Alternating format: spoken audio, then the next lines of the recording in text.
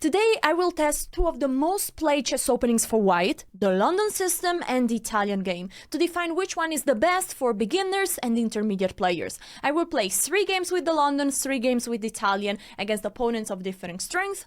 Let's see which one you should actually play.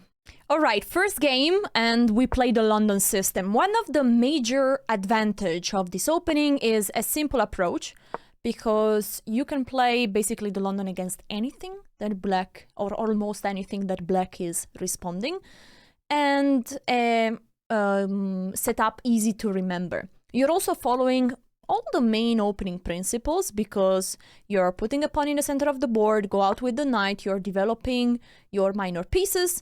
The only thing that I don't like of the London is that you're not getting so much space. Usually you play some shy move, for example e3 and then c3, bishop here, knight there, and you're not getting much space in the center, but one day you can maybe fight for the move e4.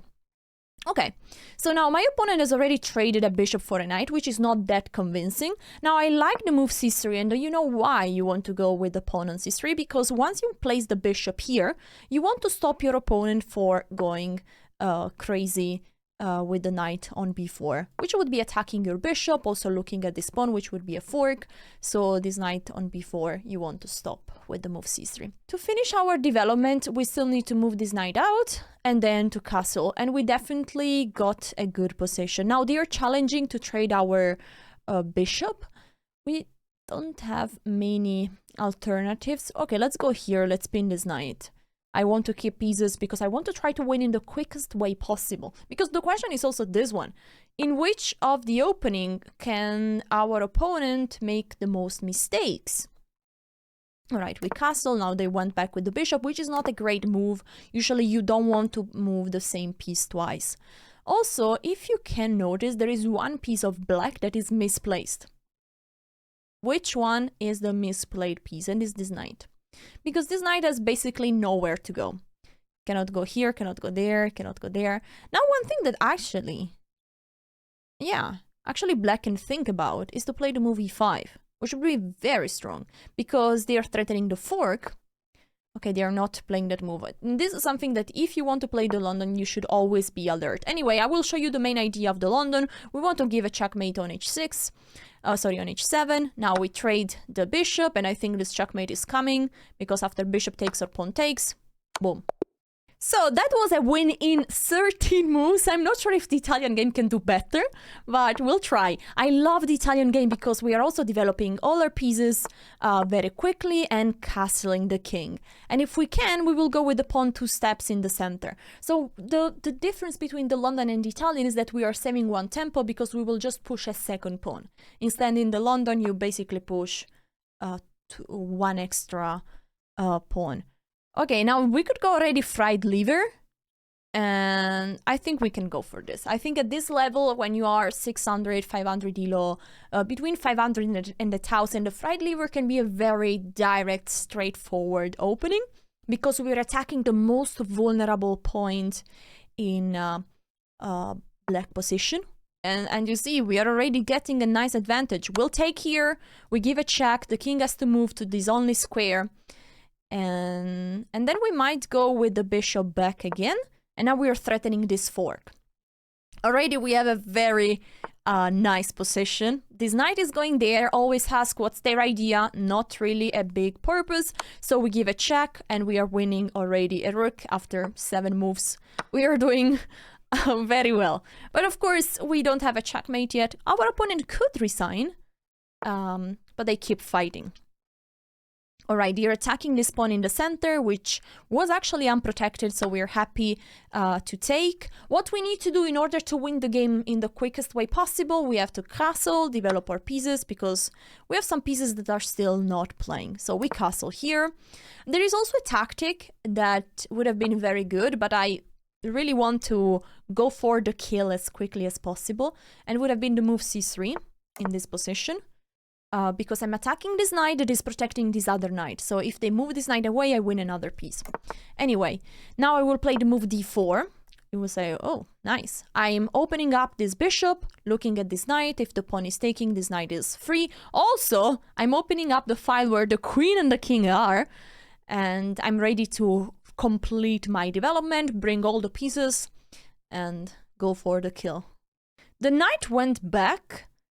We could again try to win a piece, but I really like the move.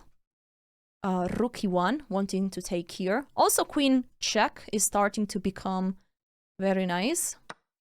This move is strange because it's just a free cheese macaroni. And you guys, you always take the free cheese macaroni. And there is another free knight, there is a free pawn here, we're just collecting our life. Basically, between 500 and 1000 elo, in order to win, what you have to do is to learn how to get a good position. Oh, we have a free queen. And then just collect the free pieces that your opponent is gifting you. Okay, wait, let's find them. Okay, GG's. For your information, we had the checkmate in 2 moves. The king has just 1 square, and then boom. So these were 2 quick wins. Can we do the same? Again, please subscribe so there will be another very quick checkmate. Let's see. London system. What is, in my opinion, the disadvantage of the London system? Might be boring, because yes, you have chances to attack, as we saw in the previous game, but if your opponent knows, for example, I really like what black is playing here, already trading this this bishop, our chances to attack are starting to be smaller if they know how to defend. And then our position can start to become a little bit passive, but hey, we'll try to make the best out of it. Let's see. Let's see if I'm right or wrong. Maybe I'm wrong, and the London system is just the best opening you should play. Let's see.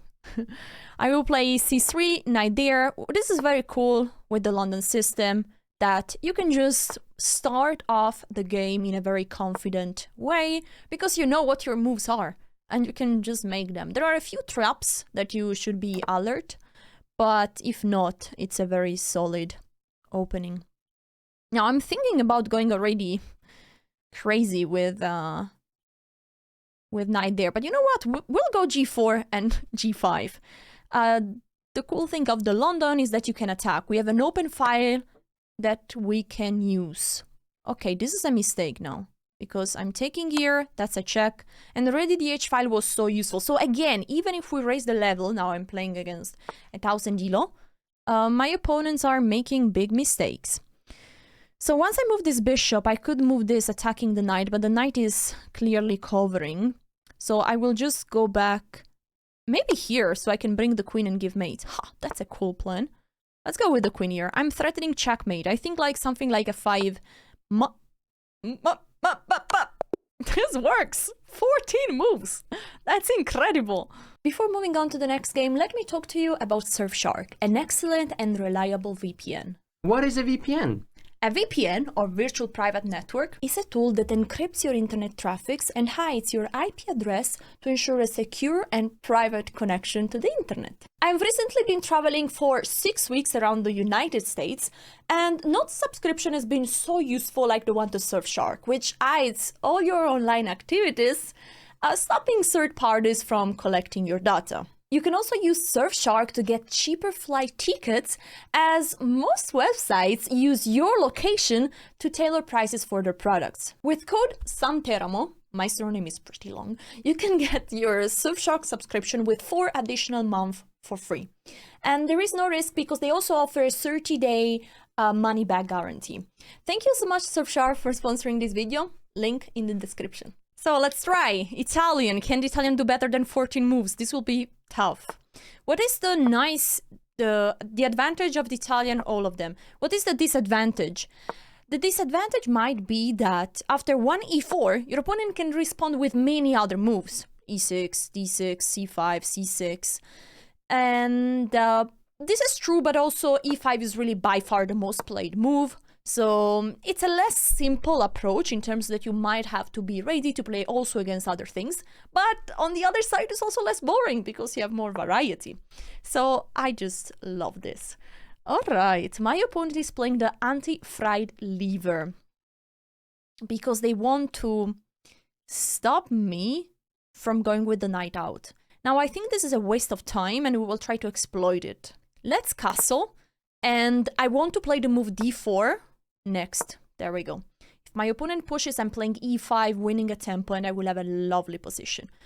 That's why in the opening you shouldn't push too many pawns.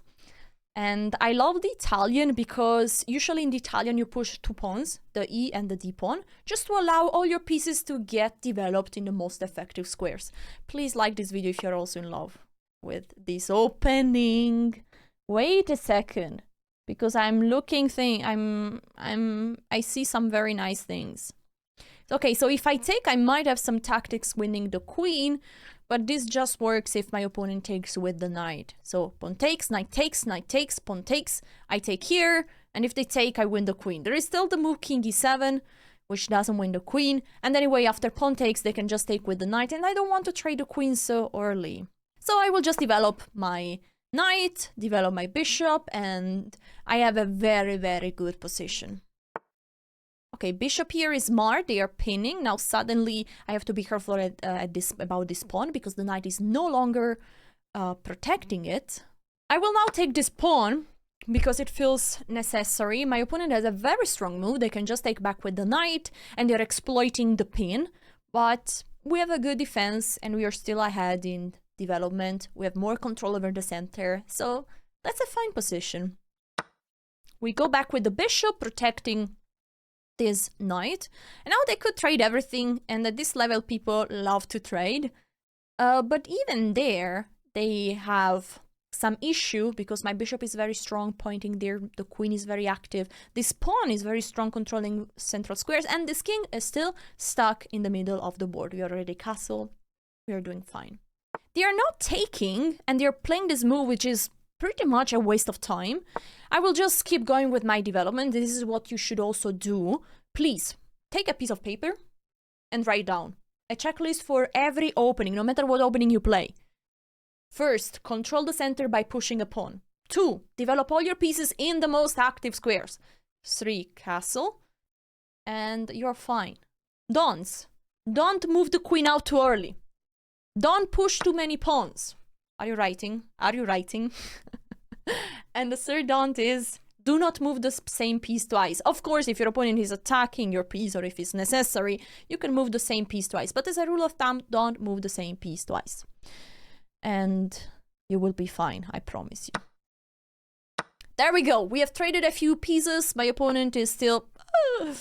another don't. Do not open up the center if your king is still there. Because now look at my rook. My rook will enjoy a lot to get to the center of the board. And we almost have a winning position, for real. Oh, my cheese macaroni. I could give a check, but I will not give a check. I will go here. The threat is stronger than his own execution. You know why? Because after check, I'm actually helping my opponent to develop the bishop. And at the next move, they can castle. Instead, now, I'm just threatening to go here with the knight, or potentially here, which is very strong once this bishop will be pinned. And that's really annoying for them. For example, if they now move the rook here to avoid to lose it, I can really play check, the bishop moves, and then boom, I go with the knight, the bishop is pinned, cannot take, and I'm winning a rook. The position is collapsing. And we are at move 13, so the Italian is also doing quite well. There we go. Everything according to, everything following, yeah, according to the plan.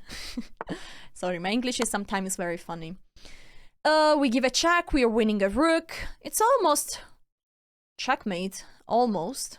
But we win an exchange after 15 moves. This is great. The king moves, we take the rook, and now is stage number 3 of the game. We have to think how to convert this to a win in the quickest way possible. First of all, there is a pawn under attack. We push this pawn so we don't lose it. Then we, of course, need to bring all the pieces to the board. And there is one piece for white that is not playing at all. Which one? This rook. So what would be the move you would play next? Yes, rook d1. Attacking this pawn, bringing the rook to a semi-open file. We just do it. Always make sure to check what is their idea, what is this knight threatening, and honestly, absolutely nothing right now, because all our pawns are protected, so this knight is not doing much. No, this pawn is hanging. Woohoo. Now the queen is attacking this pawn. I'm trying to look for a mate. I want to. Like to do rook here, pawn takes, to sacrifice my rook to take, to sacrifice the other rook. But it's too much. So what can be a very sensible approach? Well, there is a pawn under attack. We could defend it by pushing it. Can I push this one? Not, because this is then free. Okay, we'll just push this one. I think it's a very good defense. I really hate to just play a defensive move, but sometimes it's needed and it's totally fine. But remember, the best defense is the attack. So if you look for ways to attack an even stronger piece, or wait a second, or to annoy your opponent instead of defending, or to defend and at the same time annoy your opponent, it's good. I'm just trading because trades when you're up material are good, and here I'm also winning more material. I'm trading the queens. It's fine. Trading queens, going to the endgame is fine, but in this position the king is so vulnerable that I would love to give a checkmate as well. Anyway, we see the simplest way to convert a winning position. Trade off all your pieces. Our next move is to trade this. We trade the rook. And then what do? You have to create a pass pawn, promote it to a queen, and it will be super easy. The rook is so strong. Oh, this is nearly an endgame masterclass, really. The rook is so strong on the 7th rank because all the pawns are there, and so you can just collect them like Pac-Man. And there we go. Now we have created 3 pass pawns. What are pass pawns? Pawns that cannot be stopped by pawns of our opponent. So they are free to go. La la la, we don't lose the rook. And what is the strongest of the pass pawn? The most far away. Because this king will have to go all the way to capture it. Now we attack this knight. We will attack this knight again. We will put the rook here. What are we doing? We are cutting. The knight cannot get closer. And also I want to show you one thing. Here the knight cannot move and attack the rook.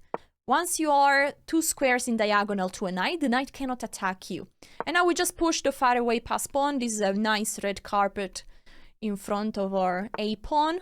Bim. And if the knight goes there, we just nap it. So there we go, guys. We are getting a lovely queen. And now we just need to checkmate. We give a check. And nice. What happens if we raise the level? Here we go. London system is on the board. It's super simple to play the London system because it happens basically all the time. But attention, let's try to be careful if they want to play e5. But it seems fine right now. There are some traps and you should be careful. Okay, my opponent has a plan. This is clear. Once you get at a higher level, your opponent knows how to face the London system. What they are doing here is they are attacking the pawn on b2 because, yes, once you develop this bishop, this pawn becomes very weak. Now, in some lines, you might be able to give up this pawn, but in this position, I will just play queen c1 to defend the pawn, and then I will keep going with my development. Bishop here, knight there, castle. The problem now is that they know exactly what I'm about to do, and already my queen is no longer in the position to get to try to give checkmate. Every time the 2 bishops are facing, I really like to go with the bishop back, because if they want to trade, I'm happy because I will have the open H file to attack. So, in my opinion, black should wait to trade, to wait for the move castle of white. And one very strong plan for black is to try to play for the move e5. Now, the move e5 is not possible because I am controlling that square with 3 pieces. Okay, it's time to show you a more advanced plan in the London system, and is to place the knight on e5. The knight on e5 is a great blocker and is preparing a very typical that's a fork. It's preparing a very typical nothing. We already won a piece and we will probably win the game just by trading off and simplifying.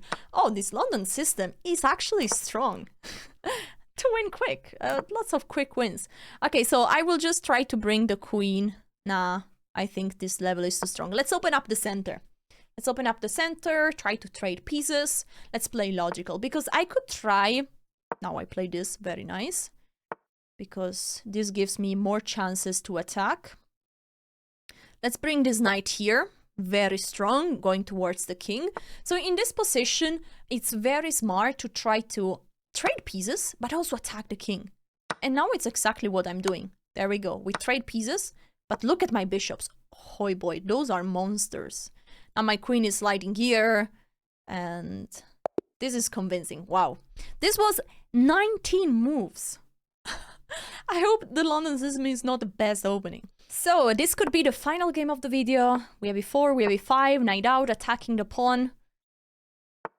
And Philidor defense. It's not exactly the Italian game, but is basically very similar. So we will go with the knight out, and we will castle. I love this opening. All the opening principles are followed. But what happens against a player rated 1600 ELO?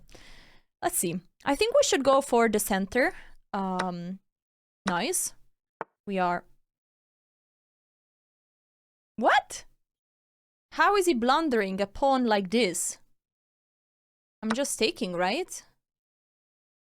Pawn takes, and we take. And we won a pawn at move 8. Just by developing the pieces, fighting for the center. I promise I didn't do any special trick here.